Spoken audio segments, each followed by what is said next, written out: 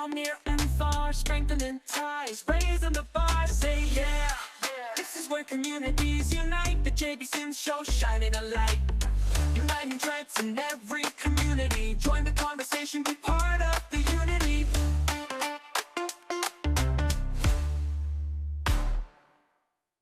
Welcome to the jbsims Talk Show, where we're uniting threads and strengthening communities. We hope you can join.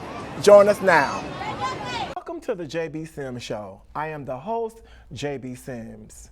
This is the premiere show here at Fairfax Public Access with the jbsims Show. We are excited for our guests today, David and Antoine, the writer and director and the executive producers. Let's welcome them. How you guys doing? I'm good, man. How you feeling? Great. Fantastic. Yes. So we are excited that you are on here, and we welcome you and thank you for coming. Thank you for having us, for sure. So one thing about program is we're going to run that trailer right now.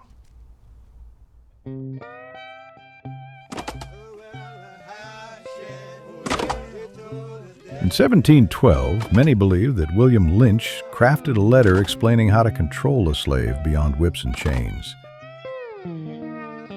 He delivered this masterful speech in front of a crowd of fellow slave owners. If implemented properly, these strategies will work for hundreds of years.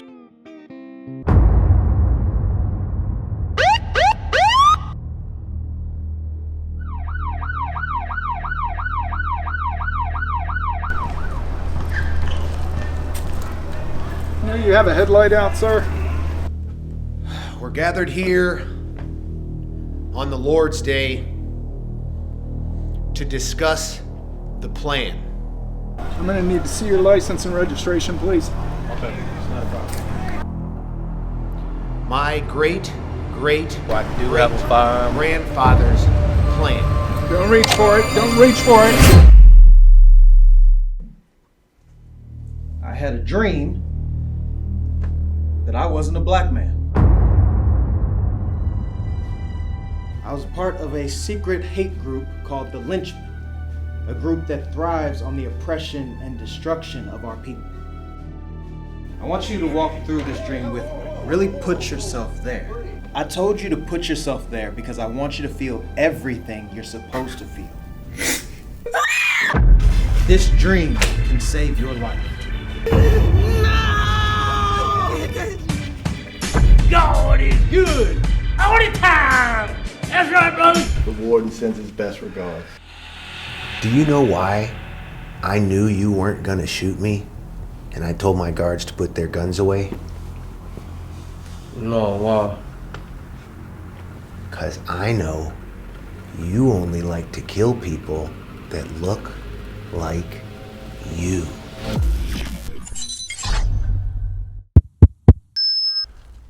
Welcome back to the jbsims Show. That trailer was awesome, and I'm hoping that you'll go and see it. Let's definitely reintroduce our guests to you two as well, David and Antoine. We have a couple of questions for them. I hope you are ready. I'm ready. Yeah. So tell us, how did you get the whole name Programmed? So Programmed kind of just came from, the book is an adaptation of my book, I Had a Dream I Wasn't Black. And I published that in 2021. And then I just had this concept. I always wanted to make it a film, but you know, once you finish writing the script, that's when you be like, what's a good title? And I think I called Ant, and I said, I got two titles in mind.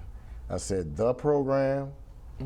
Once I told him the concept, I think I let you read it first. Yeah. And I said, The Program. I said, or Programmed. As soon as I said Programmed, he was like, that's it. Programmed. He was like, you know, it's already been something called The Program. He said, but just, to me, it's very fitting to call it Programmed. Yeah, and it's definitely tapping into something deep. I can't wait to see how the people feel about it. And I know we just saw the trailer too as well. What are your thoughts about the trailer? Love it. Yeah. It was a lot that went into it. Putting it together. But still making sure that we didn't give all the good stuff. So you got to see it to see the good stuff. Right. And we wanted to make sure in the trailer we still reveal like everything that makes the film different. Because we believe this film has never been anything like this film before. So we wanted those things touched on in the trailer, and we got it. We've been getting the feedback. Yeah, we get a lot of the feedback from it. Well, I want you guys to know that these are some questions that we had polled people. So these are polled questions that our audience and our members love to ask. So some of our members want to ask. Okay. For those who may not be familiar with your work, tell us a little bit about yourselves and your roles on this project. So I'm the writer-director. I'm kind of like the brains behind the genesis of everything. And this guy right here is the guy, I call him Mr. Attention to Detail. Okay. Because everybody thinks, I had people say, what does Antoine do besides being a producer? Like, he always there, you always bigging him up. Right. But it's like what people need to understand when you're producing a film, there's a lot of hats that need to be worn. There's a lot that goes into beyond the writing and directing it, putting it together, the scoring, editing, and we in-house everything. So we do every aspect of it. And like I said, I'm glad that my partner, somebody that I actually grew up with, never thought that would happen, but is part of the guy that helps me bring excellence to and express to make sure the audience feel what I need them to feel from each story, each project. Okay, Antoine? Yeah, so, first of all, like, I want to give David the credit because, like, he's a great writer, and I remember when we first started talking and he was writing and stuff, and he was pretty confident in his abilities. And just like I said, growing up with him, I didn't know him as a writer. You know, we were ball players, so I knew him from that. So, you know, when I heard him talk about his writing abilities, and, you know, I wasn't denying it or anything, but when I got to see it for myself, I started looking at him, you know, with my head up a little bit, like, okay, you actually are good at this. So, so just the fact that I really am a fan of his writing and the things that he put together, like when he gives me a script, it's like I can see everything in the script like so clear. Like he just has a gift of writing. So for me, it's all about, my whole goal is just to turn that script into a film, or what the people get to see on TV, or what the people get to see on the big screen. So I take pride in being able to take what he's writing and be, you know, a key part in bringing that to life. Okay, bringing it to life, and now it will be in life really soon, right? Yes, it will. So next question. What inspired the creation of programming? I know you touched about it, your book and things like that. Right. What are some of the other things? So it's two things. Like I tell them all the time, I had the concept for the book years ago, many years ago. And it's just, but then I've told him I feel like, because I only write when I'm inspired, I had the title, but I felt like I had to live a lot more life. So when you ask what inspired it, just a lot of my experiences. Growing up in the neighborhood we from, right outside of Baltimore, a neighborhood called Pumphrey, and just seeing things and trials, and we both big personal development guys. So as you evolve, you start looking at, man, our thinking was all screwed up from the environment. You know what I mean? And so then I was like, how do I deliver that to my people without it seeming preachy, where it's still entertaining and it's still something that's touching audiences in a way that we can like shift the culture like we're saying we're gonna do. So yeah, so that's kind of just how we came up with that. Yeah, and I think too, just us being close and always, you know, having conversations about different things. We both were and are big on personal development. So with personal development, you know, you find yourself having conversations as you start evolving, as you start growing and you know, going on that journey. And so we had a lot of conversations about life and things we've been through. And so again, just to, you know, kind of pat him on the back again, is like, I'd be amazed at seeing the conversations we had woven into you know, the scripts and the films that we put together, because it's like sometimes I'll see a conversation in a scene that we had, and it's like, and it's like, and I'm just amazed, like, man, that's amazing how he was able to, you know, turn that into this scene.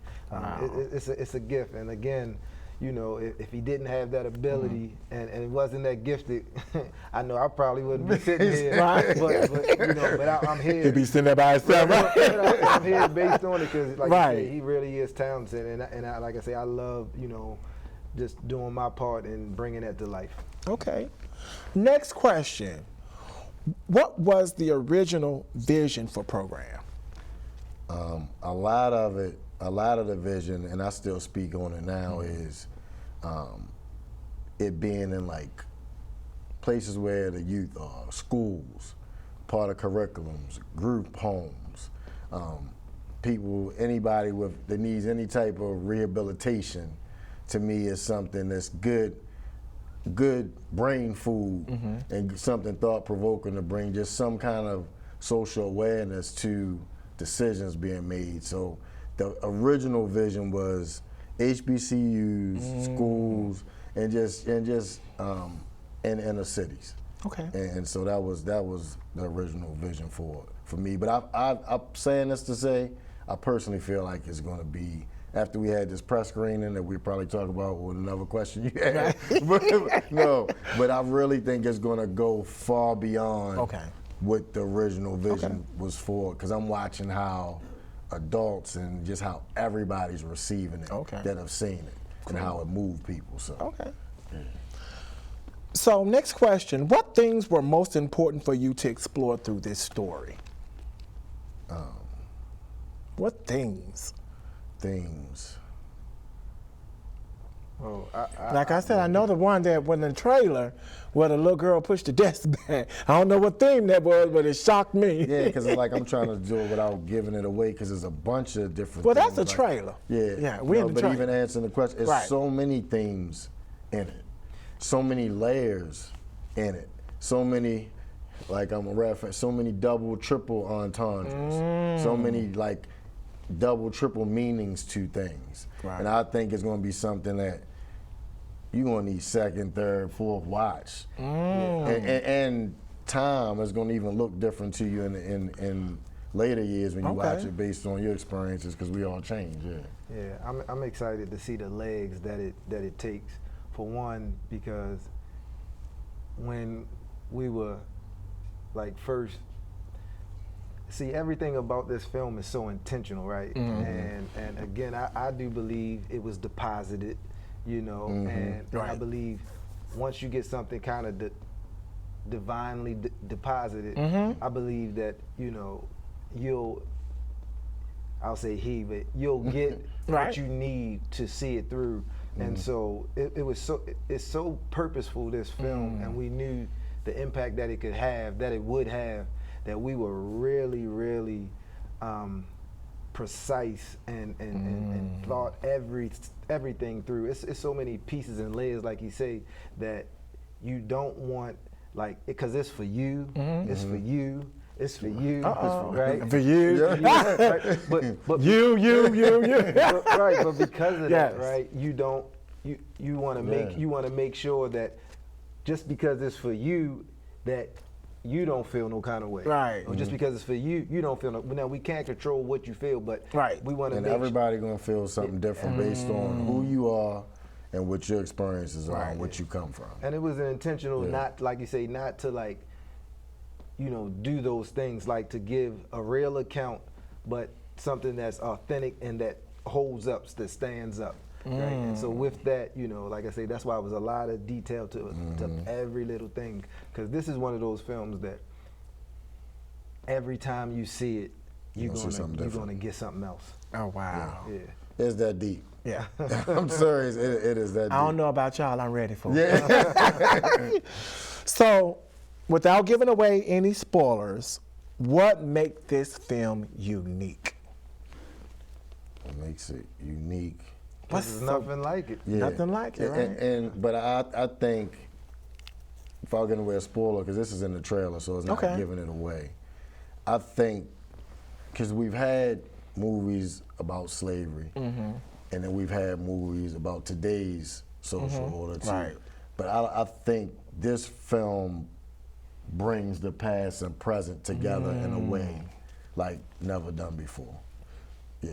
Wow. So that's what I feel like. One of the things, because I feel like it's several things that make it unique, but I don't want to be a spoiler. Please don't be a spoiler. Yeah, but it's not on my show. Don't spoil my show. Yeah, but that's one of the things that make Yes. it unique. Yeah. So why do you believe this story will resonate with audiences? And you touched a little bit about that it's for you, and you. Just elaborate on that more. It was a clever way of putting the mirror in everybody's face. And it was, like you said, it was just... Grab my mirror. No, I'm just It was a clever way. And it's so diverse. Yeah. You know what I mean? Like, it's like, it's like, we It's our say it's most for diverse young, cast. most diverse cast by far. So everybody is going to see themselves or somebody they know or the ideology of somebody that they know or their own, and you're going to have to deal with it because it's it's in your face. Right. And I'm talking about, and like I said, and it's for, I feel like, by far the broadest audience we've ever had. So this, you can bring your kids. I would say middle school and up. Okay. But you bring your kids out. Cause Now, what age is that? Because, you know, some people start middle school. we just going to say sixth grade. You know, but seriously, it's going to be something because after you're going to want to watch it with your kids and then have a conversation about it afterwards. Okay. Yeah. So what were some of the biggest challenges during production? How long you say the show is? I think we got about... No, I say that to say this was really our most challenging film for all kinds of reasons. Okay. Personal, business. Okay. It's almost like weird with how challenging it's been. Like almost like it was some forces involved. Yeah, for real. not to sound all preachy. Well, first of all, y'all said it was deposit divinely. Right, so you know you're going to have some war with that. Go there with saying Okay. and that's what we believe. Right. Because again, we talk about it because we always check each other anytime somebody a little getting frustrated. And we like, look, we know anything of great purpose. What you say is a prerequisite for it? Yeah. Like it's gonna be challenges. Gotta be. Because it's something being birthed that's getting ready to be so major. So yeah, that's why yeah. But challenges, we go on for days about that. Okay. Everything. We just say everything that could go wrong. Just Went about wrong, right. happened, yeah. But now you're here. Now we're here. Here, produced, lit, theater soon. Yep. So what problem did you have to solve that viewers will never know about? And you can put one problem. Okay. I'm gonna say one problem that ended up becoming a blessing. Our lead. Our lead actor. I knew you was gonna go there. Yeah. Our lead actor from Texas, talented guy. Right. When it got around the time to shoot his scene, because, and it's just not on him, because Right. we had some challenges with shooting the scene on the timeline Right. that we originally stated. And that's important. Right. Right. And so that was one of our big things to get over because of some hurdles we had to get over. But when it was ready time to shoot, he was trying to work with us, but he kept saying, man, there's conflict. Like every date I gave him was conflict. And then I told him, the last date I sent him, I said, if you can't do this date, because the location is booked, and you know how expensive locations are. Right. And this was like a $6,000 location. And I said, it's booked. If you can't make it, it was about a month out, I said, I'm gonna have to recast. Right. He said, I totally understand. And he was like, good luck to you. But we recast it, and we got Something amazing came out of it. we got a gift from the heavens named Isaac Stout. Well, Isaac the Wolf now. Okay. Formerly known as Isaac Stout from MTV Real World. You Okay. remember Real World Right, back in the days? right. And he's from Ohio. He was flying back and forth. He was excited about it. He loved it. And he put on an award-winning performance. All the energy. Right. Yeah. Okay. Yep. So that's one. Shout out to Isaac. That's shout out to Okay. Isaac. That's something we had to overcome. The wolf. Isaac the wolf. Yeah, that's something we had to overcome that worked out. Y'all will know who he is right away. Yep. Okay. Good one. How did you know you had assembled the right cast? And you did talk about Isaac the Wolf. What about the other cast members? So I feel like that's a strength of ours too, and like when he talked about the writing thing is picking out the cast. But I knew for sure once we started getting on set and filming, and it was like exceeding the expectation. Right. Scene after scene, even the children, because they play a major part in the film, and they, like Ant said, they the unsung heroes of the film, because they nailed it. blew us away. So once we start getting in the room and making it, that's when we start seeing the magic happen. The one thing about the kids, like, the kids knew their scene. But as we were filming, Yeah, because they didn't know the whole script. That's what they were starting to like understand and ask questions about their scene, but they were starting to understand like how their scene was tying in. So it was like awesome to see like how they were getting it as they were performing, because they were nailing it, and it's almost like to be as good as they were, they had to get it. Right. And And to kind of go on what you said before, it was making them ask questions, even in between takes. Wow. That's how we started knowing, like, oh, we got something. So now y'all educate. Yeah, we got the world is going. Right. They asking these questions on set, Right. and now they telling us stories that relate to what they hearing. We was like, oh, wait till the world see this. Yeah. So next question, what qualities were you looking for when casting these roles? So it's heavy drama. It's a drama suspense, and I needed people that can go there. Yeah. It's like Anton like to say, we don't act, it's like how they go there, like lose yourself, because this is not the role to be cool in. It's not, because we need an audience to, we need them to feel what they need to feel for this story to be told, right? Because that's where the ball could have been dropped, with how they delivered that, and they all did that, yeah. we made this an important part, more than we've done in all our other films. Like we literally got the loft, got the conference room in the loft hotel, and we had hundreds of auditions that we limited to 100. To 100, so we had 100 people auditioning, and we were there for some hours, and everybody got a chance to audition, and it was like 5 of us on a panel to audition. We scored everybody's audition, and we really took it really serious, because we knew like you had to be able to go there with this film, and so when we went into filming, we were pretty confident that we had the right people. And it was dope to see, like I said, people came from all across the nation for that too. Like all these surrounding states. I was like, man, they come in, state your name, where you from. Right. I said, look at the growth of Wiseman, man. I'm proud of us. Like, seriously. Right. So, what is the difference between the role of producer and an executive producer? You want Oh to yeah. Yeah. And I'm speaking on this because early on, like our first film, I was, that's been my role as executive producer, and I didn't know what that meant. I know when we first got together, he was excited about something. He's like, I got something I want to talk to you about, and when he told me about the film, asked me if I could, could I help him? Right. I was like, yeah, for sure. Right. And then, he was like, you're gonna be the executive producer, and I was like, okay.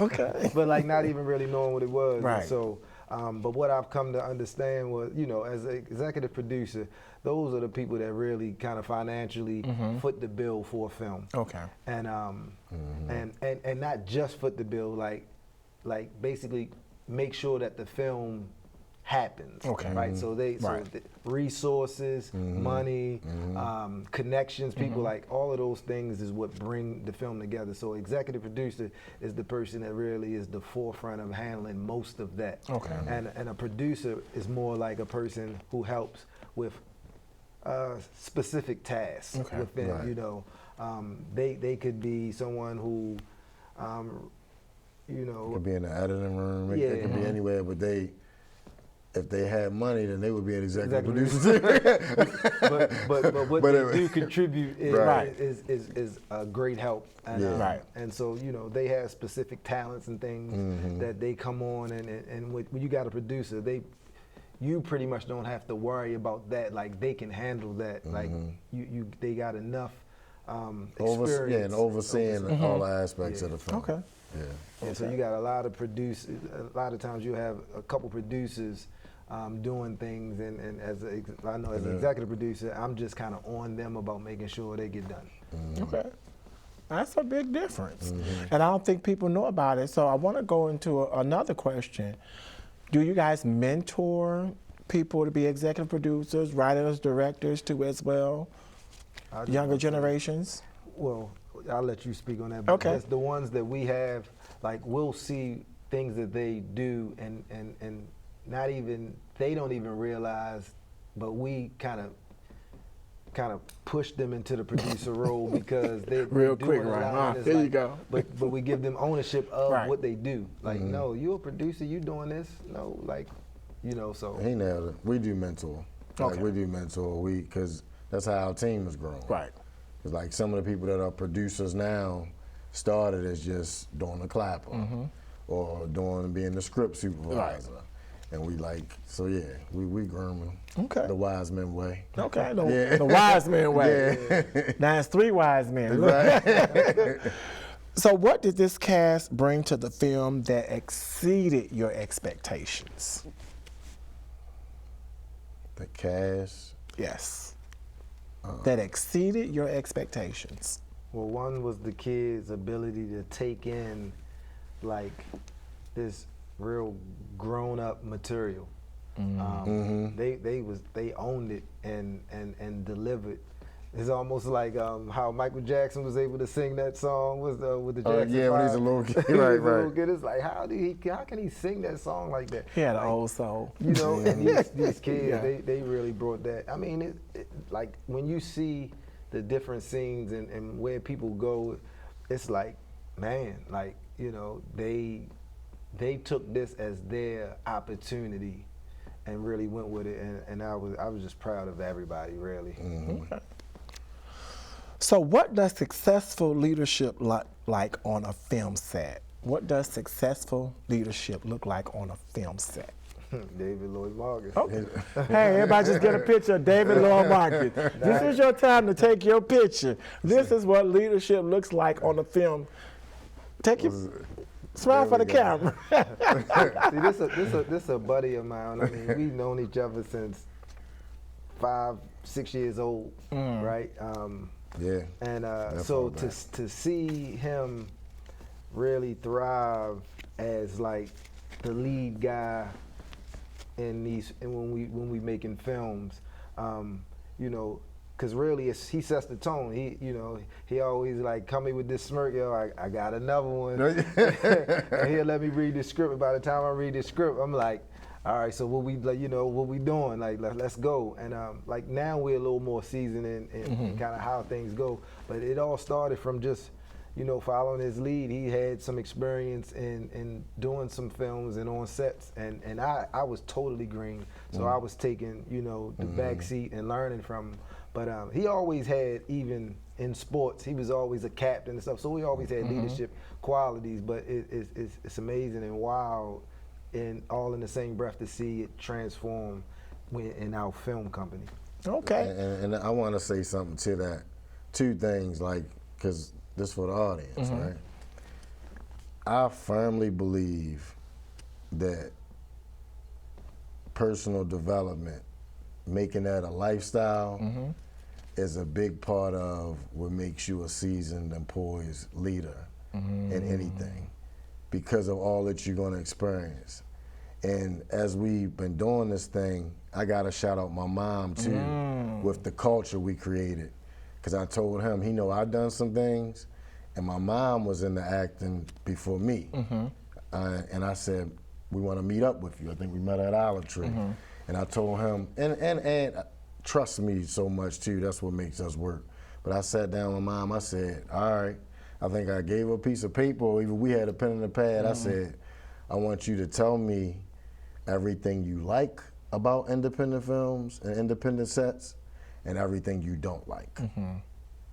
And we made sure we didn't do any of the don't likes. When we started doing it, we started being mindful of time matters and the food and just little things. People think are little things that can change the whole mood or culture of your thing. So it's like, it's just being open to listening to other people too. I feel like makes you a good leader. And, you know, I've been on, because, you know, David always was like I ain't gonna say always, but towards, I wanna say, around the beginning of when we kind of started having these film ideas, you know, he was doing some things with some others and was on doing different sets. And every now and then he would like, hey, look, you mind if I use your house for this or that? I'd be like, yeah, cool, whatever. That's my man. So yeah. And so we just got to see, I got to see like stuff firsthand that was like really cool that they was doing. And I'm watching, you know what I mean? That's what I do. I'm watching, and I'm also seeing things that, like, yeah, you know what? That wasn't that cool, or that, you know. So when we got together, we still knew personally like things that we knew we couldn't have on our sets, along with like the list of things from Miss Angie and her experience. Okay. Yeah. And we try to make sure too to just treat everybody like a human being and just not have this big ego or arrogance walking around. I'm real personable with all cast and everybody involved, because they giving you your time. They just important to the creation of this thing as anybody. I think we people persons anyway. You know, just in general, outside of this, you know, we are liked, so that helps too. Right. And family and viewers, I hope you're enjoying the show right quick. And we're in this moment because we want to be humble. So let's hear a message. 7th grade was the last time I was in school. I had to grow up so fast that I never had a childhood. I was 38 when I went to go get my high school diploma. Where you start your life doesn't define how you're gonna end up. And now I'm a school nurse. I have hopes now that my daughter is gonna be something bigger and better than what I ever accomplished. Visit finishyourdiploma.org to find free and supportive adult education centers near you. I'm Chris Jakomick. I served in the United States Air Force and I deployed 3 times. So in 2017, I was serving as an Air Force First Sergeant. Our motto in that role is, my job is people, everyone is my business. But unfortunately in that year, I would lose my own brother, Lance Corporal Adam Jakomick, to suicide. The majority of veteran suicides are from guns. I store my weapons securely, not only for myself, but for my family. My service never stops. Most of the military folks I know, I think we've all lost fellow service members to suicide, and female veterans die by suicide more often than female non-veterans. Store your guns securely. Help stop suicide. Service never stops. Welcome back to the JB Sims Show, and we are still here with Antoine and David, and they just talking about being humble and being present and also being personable. So let's continue with these questions. You guys ready? Yes, sir. All right. Now, mind you, these are polled questions that are already sent to me. So why is storytelling through film important today? Because we believe that stories and media is the big influence of the culture that we have. So telling the right stories, creating the right culture, you know what I mean, creating the right mindset, whether it's amongst the youth, among people, because we saw, to me, and telling stories that are personable and relatable to you, because if you tell stories from your heart, and be vulnerable in your storytelling, Right. you touch a lot of people. Yes. Because a lot of people walking around carrying and dealing with the same things that you write about and that's what I love about writing is like the DMs and stuff I get of people telling me like, thank you for being brave enough to tell this story. Or boy, because I was going through that, right? Storytelling can be therapeutic. Right. It really can. It really can. A good movie can be therapeutic and change lives. Okay. And that's been therapeutic and changing lives. So how can films help bring people together and create meaningful conversations? I know you guys touched on that a little bit earlier. Because we create some conversations. Too. Okay. That's my style. So Yeah, I was gonna say thought-provoking stories. That's the brand, and we even tagged it to the point where we say our brand is entertainment with a purpose. Entertainment with a purpose. Yeah, so it's going to be thought-provoking. It's going to be stories that create conversations. It's like all our films are conversation pieces. Right. But this one. It goes beyond conversation, right? This one's just going to stir a lot of conversation. You guys talked about the mirror and some other things. This one's going to stir a lot. It's going to be a lot of broken mirrors. Yeah. So what responsibility do filmmakers have when presenting stories to the public? So responsibility. I know you talked about that. Do not. Yeah. I just feel like responsibility, I guess this would just be our opinion. Just in telling a story, to me, I believe if you tell a story from your heart, like you can't go wrong, and then trying to bring excellence to that story. Like I'm mindful of stories that I write because I realize there's power in this pen and I can influence. I don't even want to sometimes, because when you're a writer, your imagination goes. Oh yeah. And I'll be thinking, trust me, I know. Ooh, that's so crazy. Because as a horror film, I want to write a horror film. I want to write all genres. But I'll be like, I don't want to write that because I don't want to put that out in the world and inspire somebody to do that. Right. Because it's that crazy. Because how much stuff do you see? Because again, the power in filmmaking. So I just believe the responsibility is just being mindful, but always tell stories from your heart. You know, to me, it's this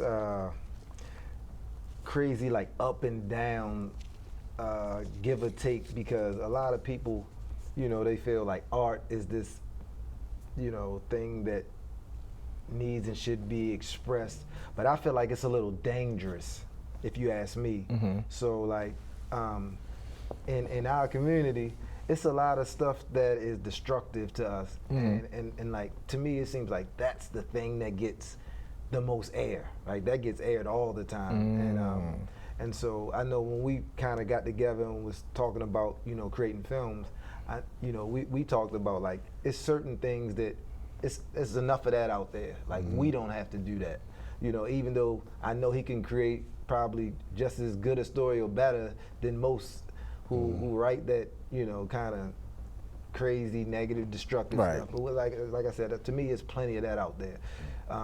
We want to create stories, meaningful stories with a purpose. But the beauty of, I think, what we do is, even though, you may have stories with a purpose, it's still that rawness to it. It's still edgy. It's still conversation pieces, and it's still just good entertainment. Like I believe we good at entertaining people. So I like we ain't go to school for it, but somehow we got a gift of putting it on the screen.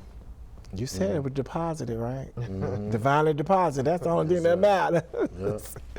So next question, what do you hope viewers reflect on after experiencing Programmed?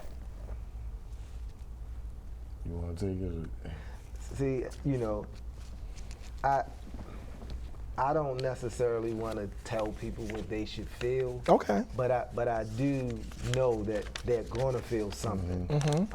I know what I feel and what I get from it, and what I hope people get from it. But I don't want to tell them what they should get from it. Right. Yeah. Good answer. No, because we talk about that. Like, we so intentional with everything we do. We even talk about stuff like that. And again, I love that he respects me because, like, at the end of the day, the person who wrote it knows what the intention was. But in art, you have an intention, but then you have the effect, and it's going to affect everybody a different way or make people feel something different. But like we talk about that too, with this, it's so deep. I'm going to say again, it's so powerful. We don't want to plant what people should feel. We want to sit back and watch what your responses are and what you get from it, how you take it. Okay. Okay. What was the most unexpected moment during production?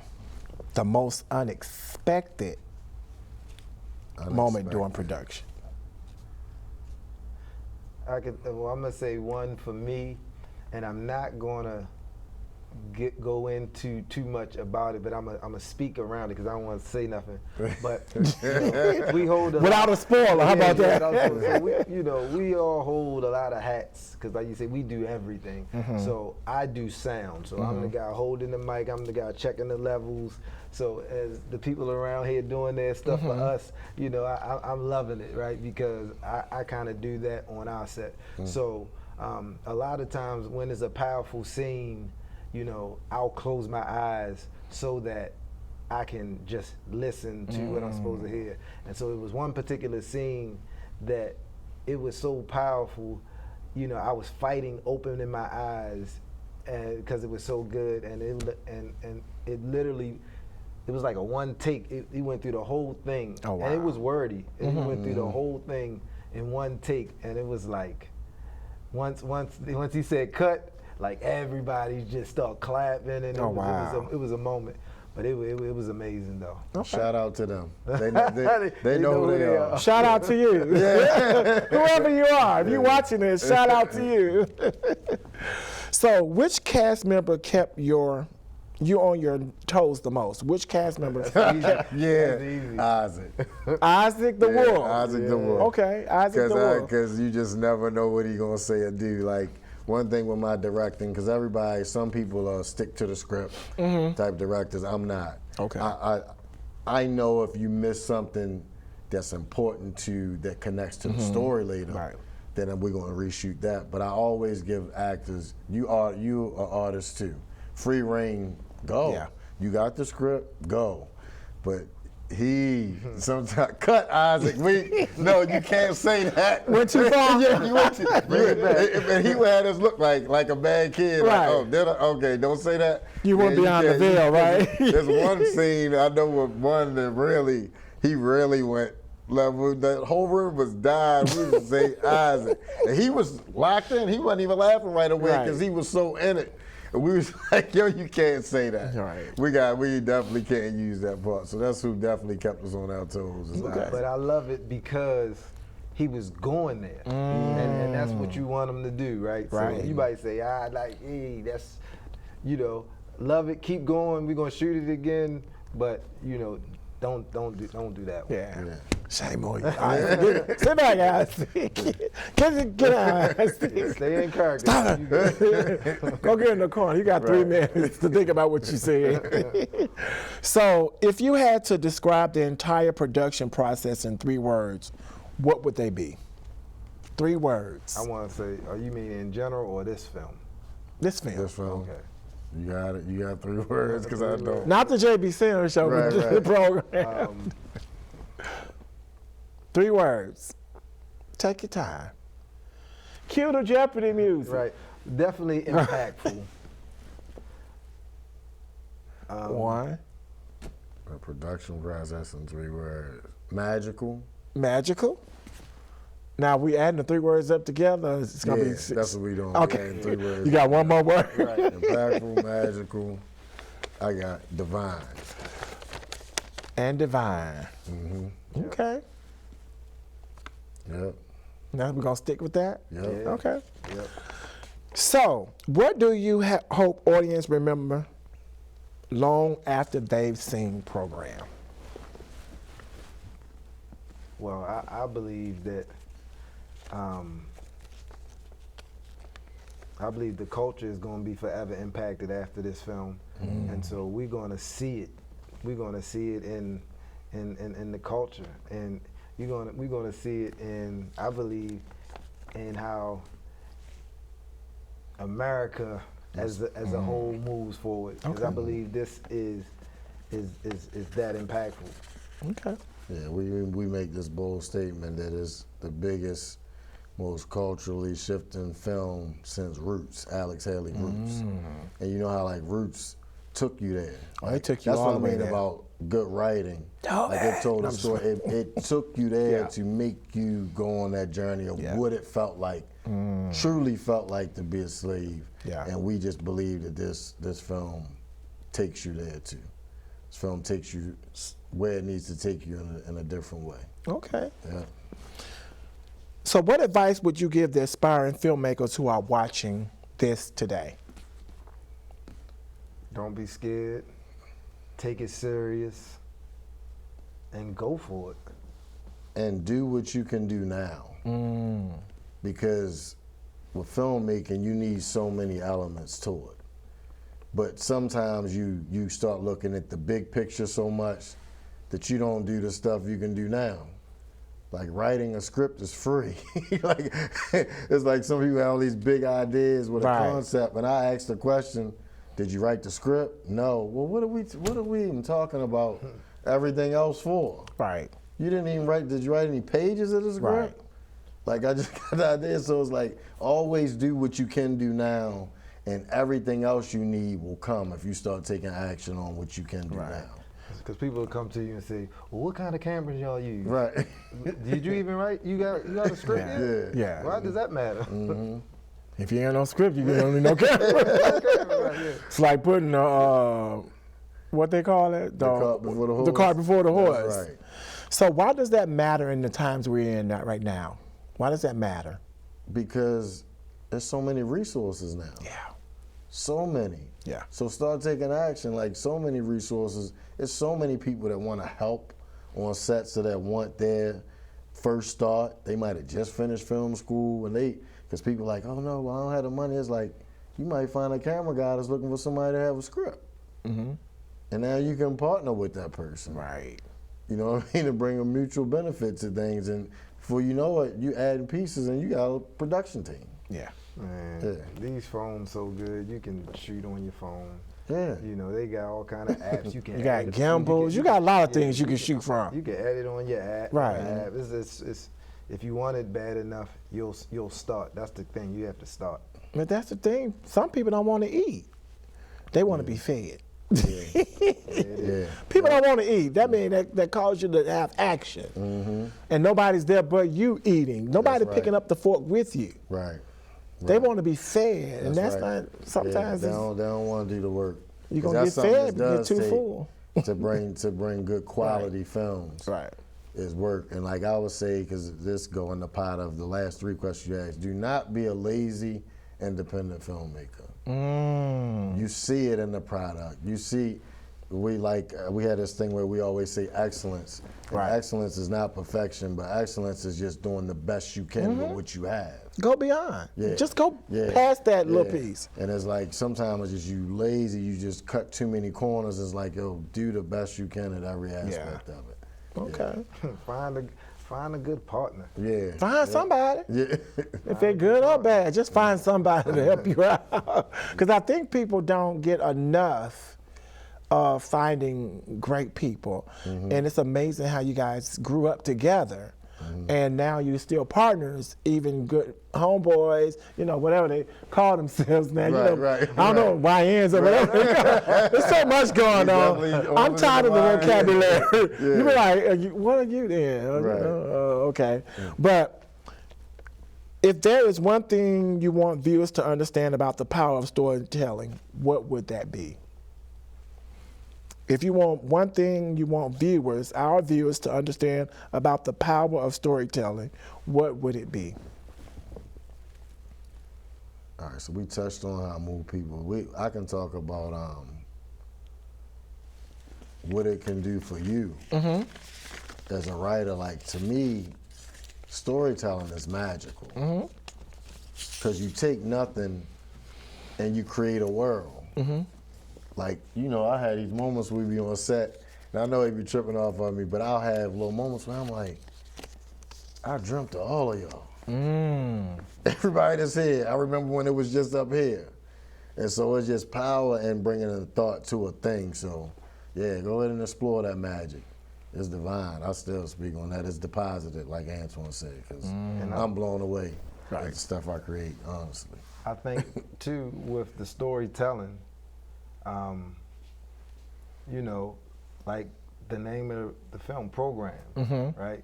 Like, you talk about the power. It's power in that. And your storytelling can have some form of programming. Like, when people see your story and they watch your film and they like it, and you know, it gets in, you know, that whole the mental. So because you know how this TV programming and things you watch. So when you are storytelling, you are in some kind of form programming the viewer. Okay. So you know, it's a responsibility that comes with it. Okay. Whole responsibility. Now, I want us to take programmed the word and give a positive word for each letter in programmed. You want to do that? I want to start with P. Give me a powerful word. That's it, powerful. Okay. O. We skipping O? Oh, yeah. Just making sure y'all was woke, you know what I'm saying? Stay woke.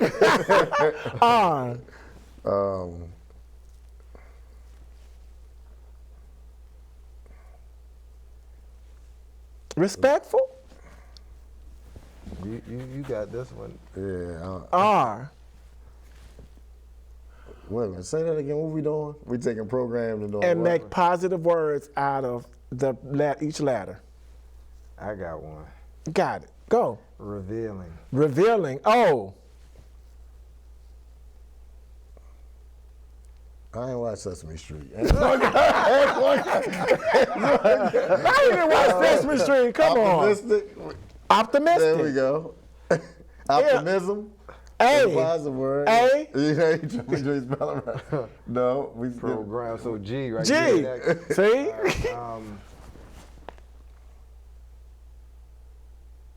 Greatness. Greatness. A. Or R? R. Got it.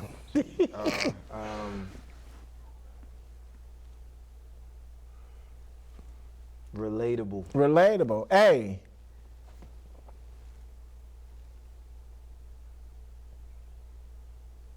Awesome. There we go. M. There we go. Magnificent. M. Meaningful. Meaningful. E. Excellence. Or extraordinary. And D. Divine. And what you have here is program. We'd like to thank Antoine and David for being here and knowing that the movie is dropping in theaters real soon. So how can people connect with you on all your social media platforms? They can connect with us. Oh, you got quiet now. Yeah, because I wanted to tell them, can we tell them a date? No. They can connect with us on Instagram for me. Dr. Ouch is my pen name. So Dr. Ouch. Dr. Ouch. So like, pew, pinch me out. Dr.Ouch on Instagram and David Lloyd Marcus on Facebook. And we also have a film IG page, Wiseman Productions. Yeah, and I'm Antoine Chambers on Facebook and Antoine.Chambers on Instagram. And on YouTube, Antoine.Chambers. And it will be showing in theaters at Cinemark, where? In Hanover, Maryland? Hanover, Maryland, Arundel Mills. And Arundel Mills. June 31st. July 31st. July 31st. Yes, sir. Yep. So what do you want to leave our viewers? Go out and see Program. It's going to be life-changing. Yeah, take a young one with you too. Take a young one with you too, and also go out and see Program. As we leave here today, we want our viewers to be understanding that, number one, we are relatable. We have the movie Program. We have our writer, director, David Lloyd Marcus. We have our executive producer, Antoine Chambers, who were great friends and had a great time together, and see the product of friendship. This is a product of friendship. So as we leave today, we're leaving you with something that programmed is exactly what it is. And as the JB Sims Show, as we are uniting threads and strengthening communities, this is part of the community, all the way from Baltimore and from Pumphrey. There we go, Pumphrey, Look, that's the word I used in my so Pumphrey.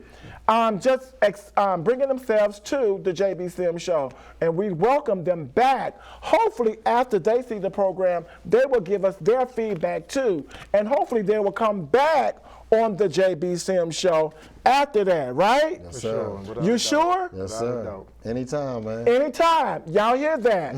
So y'all know, I'm telling y'all know I like promises. So we're going to get our pinky swear on. You hear me? So we get our pinky swear on. You got it? We got our pinky swear? We got our pinky swear. So you YNs don't know nothing about that. The pinky swear seals the deal. That seals it. So as you know, make sure you watch us the following month too as well, as we will have the cast of program here at the JB Sims Show too as well. So as we tell you, we're uniting threads and strengthening communities, and we hope you have a great day. Have a good one, and goodbye.